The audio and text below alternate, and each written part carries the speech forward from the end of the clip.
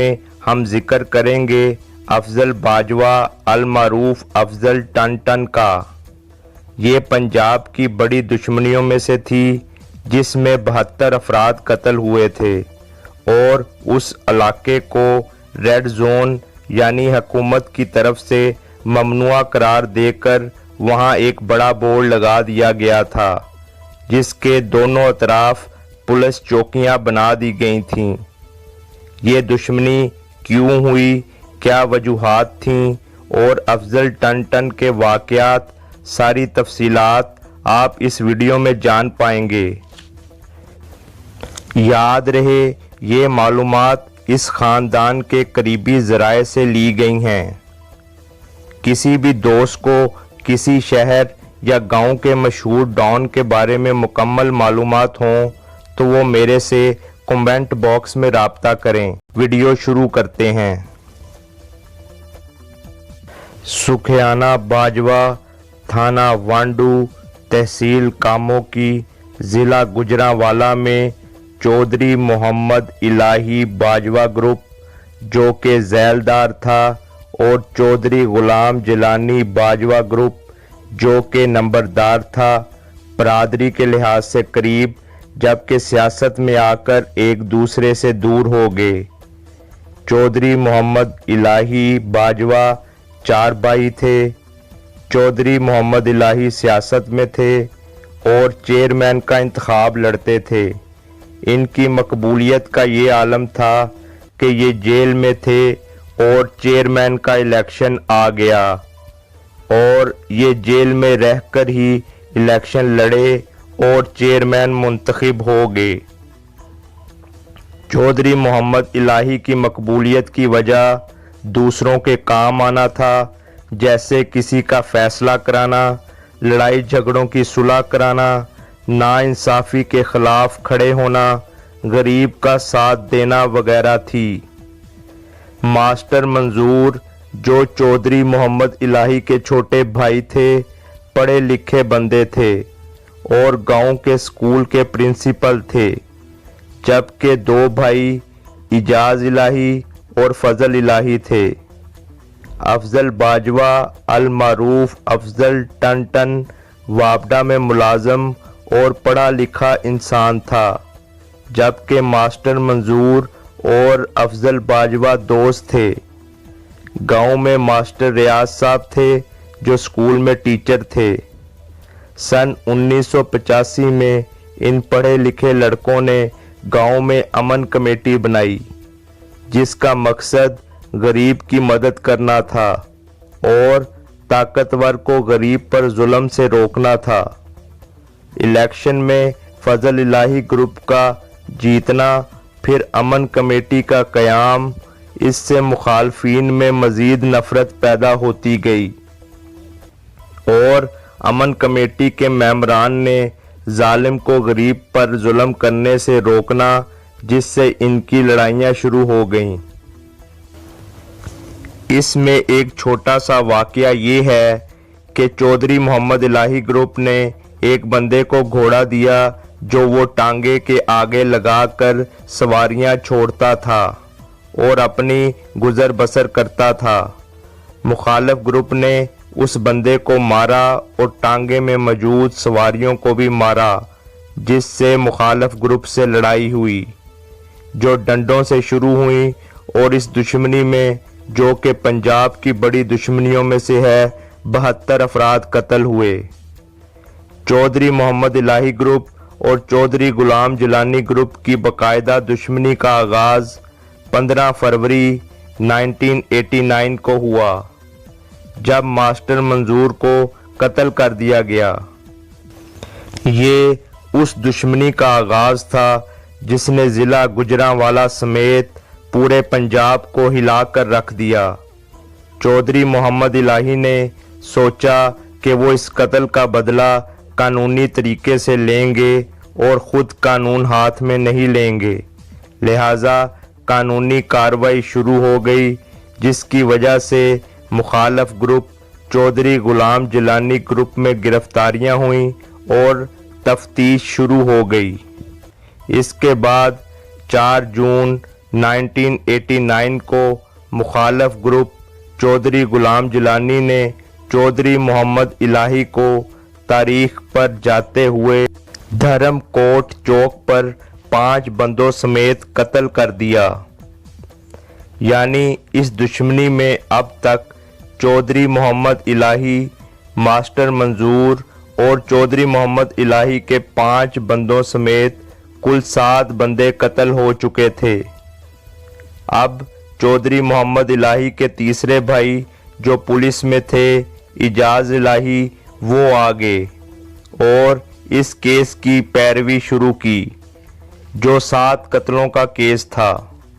8 माह बाद 1990 में गुलाम जिलानी ग्रुप ने इजाज इलाही को 2 बंदों समेत गुजरांवाला में कत्ल कर दिया, जिससे इन कत्लों की तादाद 10 हो गई। अब चौधरी मोहम्मद इलाही के एक भाई बचे जो फजल इलाही थे और उस वक्त उनकी उम्र 20 साल थी। यानी चौधरी मोहम्मद इलाही के ख़ानदान के सारे बड़े इस दुश्मनी में मारे गए और ये ख़ानदान बिखर कर रह गया। गुलाम जिलानी ग्रुप ने अपने असर व रसूख की वजह से इन केसों का कुछ न बनने दिया। लोगों ने अफजल बाजवा, अल मारूफ, अफजल टन को ताने देने शुरू कर दिए कि कहाँ गया तुम्हारा यराना, क्योंकि मास्टर मंजूर और अफजल टन गहरे दोस्त थे और बरादरी थी। अफजल टन से ताने बर्दाश्त ना हुए। यहाँ ये बताना भी ज़रूरी है कि अफजल बाजवा को अफजल टन क्यों कहना शुरू किया गया, यानी उसका नाम टन क्यों मशहूर हुआ। इन तानों में अफजल बाजवा को यह भी कहा गया कि ज़्यादा टाएं ना करो, तो जवाब में अफजल बाजवा ने कहा कि अब मैं टन करके दिखाऊंगा, यानी बदला लूँगा। इस वजह से इसके नाम के साथ टन मशहूर हुआ। अफजल बाजवा ने अपना ट्रैक्टर और मवेशी बेचकर हथियार खरीदे और अपने मुखालफ ग्रुप के घर में घुसकर 3 बंदों को कत्ल कर दिया। अफजल टन ऐसा तूफान बनकर उठा जिसने पूरे पंजाब में अपने मुखालफ मार दिए। इसने मुखबरी का ऐसा निज़ाम तैयार किया जो उस ज़माने के लिहाज से जदीद था। उस वक्त लोगों के पास 2 नाली बंदूकें होती थीं, जबकि अफजल टन जदीद हथियार जैसे क्लैशनकोफ, G3 और पूरे वायरलेस सिस्टम से मुसल्लह था।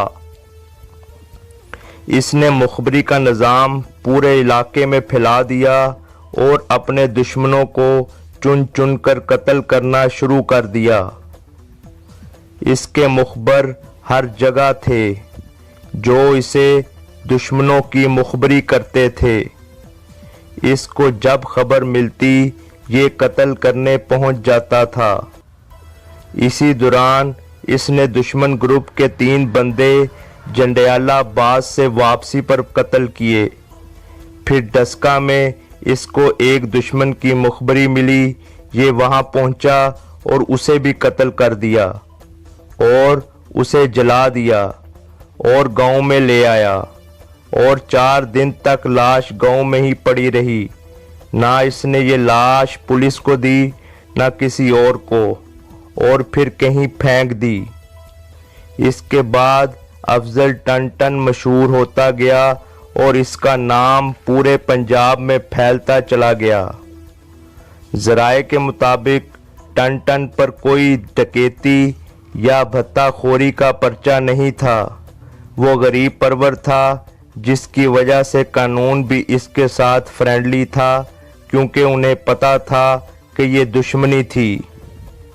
अफजल टन के बारे में ये बात है कि ये जितना अरसा भी इश्तिहारी रहा अपने गांव में ही रहा और इसके पास बहुत से दूसरे इश्तिहारी भी पनाह लेने आते थे। एक दफ़ा 1992 में मुखालफ ग्रुप ने इस पर इसके गांव पर ही कातलाना हमला कर दिया, जो 50 के करीब बंदे थे। 2 दिन तक इनकी आपस में फायरिंग होती रही, जिसमें 3 बंदे कत्ल और कई जख्मी हो गए, जबकि अफजल टंटन ने उनको घेरे में ले लिया और वो गांव के अस्पताल में छुप गए। गांव के 5 या 6 बच्चे भी उन्होंने अपने साथ कर लिए। अफजल टंटन उनको कमरे में बंद कर आग लगा देना चाहता था, लेकिन बच्चों की वजह से ऐसा ना कर सका।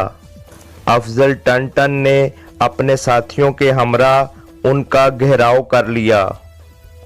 इसी दौरान ब्रिगेडियर असगर, जो कि बेनज़ीर भुट्टो का मुशीर ख़ास था और मुखालफ पार्टी का रिश्तेदार था, उसको इस वाक़े की इत्तला मिली और उसने पुलिस की बहुत ज़्यादा नफरी, जो कि बख्तरबंद गाड़ियों के साथ थी, वहां भेज दी। लेकिन अफजल टंटन ने उनको रोक दिया और 2 दिन तक करीब ना आने दिया। लेकिन बच्चों की वजह से अफजल टंटन को पीछे हटना पड़ा, जिसके बाद पुलिस ने उनको अस्पताल से निकाला। इसके बाद उस इलाके को रेड जोन करार दे दिया गया और पुलिस ने वहां एक बोर्ड भी अवेजा किया। इस वाक़े के बाद अफजल टंटन और भी ज़्यादा मशहूर हो गया और इसका असर व रसूख मज़ीद बढ़ गया। इसकी मशहूरी पार्लियामेंट भी पहुंच गई और उस वक्त के गवर्नर अल्ताफ हुसैन इस इलाके का दौरा करने आए। अफजल टंटन इतना मशहूर हो चुका था कि अगर ये कहीं जा रहा होता और रास्ते में कहीं पुलिस का नाका लगा होता तो ये पीछे ही रुक कर अपने आदमी को पुलिस के पास भेजता था और वो उनसे कहता था कि टंटन आ रहा है, तो पुलिस वहां से नाका हटा लेती थी। इसी दौरान 1994 में इस इलाके में नया SHO राशिद संधू तैनात हुआ, जो मुखालिफ पार्टी का रिश्तेदार था और बड़ा सख्त इंस्पेक्टर था। उसने गांव में रेड की। टंटन को जब इस बात का पता चला तो उसने मस्जिद के लाउड स्पीकर पर उसको बुरा भला कहा और बहुत बेइज्जती की, जिसकी वजह से वो इस बात को ज़ाती तौर पर महसूस कर गया और मज़ीद इसके ख़िलाफ़ हो गया। इसके बाद उसने थाने के चारों तरफ ज़ाती खर्च से मोर्चे बनवाए ताकि अफजल टंटन हमला ना कर सके। एक दफ़ा अफजल बाजवा को एक मुखबर की इत्तला मिली कि ये टंटन की मुखबरी मुखालफ ग्रुप को करता है, तो टंटन ने उसको कत्ल कर दिया और उसके फातिहा पर भी चला गया। उसकी दहशत और खौफ का ये आलम था कि उसके घर वालों ने उस पर पर्चा ही नहीं करवाया। अफजल टंटन ने नाला डेक पर ज़ाती खर्च से पुल भी बनवाया, क्योंकि लोगों को पुल ना होने की वजह से बहुत मुश्किलात का सामना करना पड़ता था। इस पुल की तामीर से 4 गांव के लोगों को फ़ायदा हुआ। बिल्ला भट्ट, जो कि एक मशहूर बदमाश और डकैत था, अफजल टंटन का दोस्त था, लेकिन अफजल टंटन उसको बुरे कामों से रोकता था, जिसकी वजह से ये इसके मुखालिफ हो गया।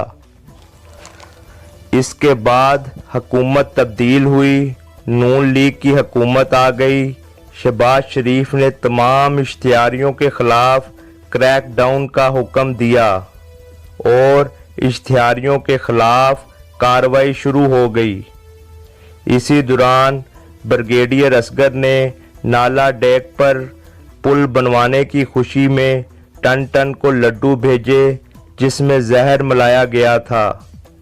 वो लड्डू खा के अफजल बाजवा बीमार हो गया और 2 दिन बाद 3 अजला की पुलिस भारी नफरी के साथ, जिसमें बख्तरबंद गाड़ियां भी शामिल थीं और इनके साथ बिल्ला भट्ट भी था, अफजल बाजवा को गिरफ्तार करने इसके गांव रेड करती है। अफजल बाजवा साथ वाले गांव कोटली बाबा हीरा चला गया। पुलिस ने इस गांव का घेराव कर लिया और सारे गांव वालों को बाहर निकाल लिया। इसी दौरान गांव वालों ने टन टन का हुलिया तब्दील कर दिया ताकि ये पहचान में ना आए, लेकिन उसकी खास पहचान उसके मुंह में सोने का दांत था, जो कि बिल्ला भट्ट जानता था। इस निशानी की बिना पर अफजल बाजवा को पकड़ लिया गया। इसके दो साथी जो कि इसके वफादार थे, उन्होंने कहा कि हम भी इसके साथ हैं, लिहाजा तीनों को कत्ल कर दिया गया। इसके बाद मजीद कत्ल होते रहे, जबकि मोहम्मद इलाही के चौथे भाई फजल इलाही ने 1998 में गुलाम जलानी ग्रुप के 5 मजीद बंदे गुजरांवाला रता रोड पर तारीख पर जाते हुए कत्ल कर दिए, जिससे उनकी सुलह की बेस बन गई। वो ख़ानदान भी तकरीबन ख़त्म हो चुका था।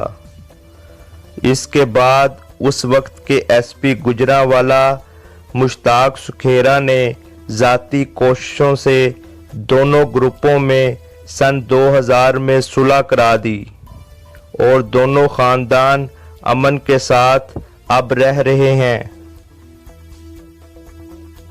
मेरी तमाम वालिदैन से गुजारिश है कि अपने बच्चों की तालीम और तरबियत पर ख़ास तवज्जो दें और उन पर कड़ी निगाह रखें ताकि वो पाकिस्तान के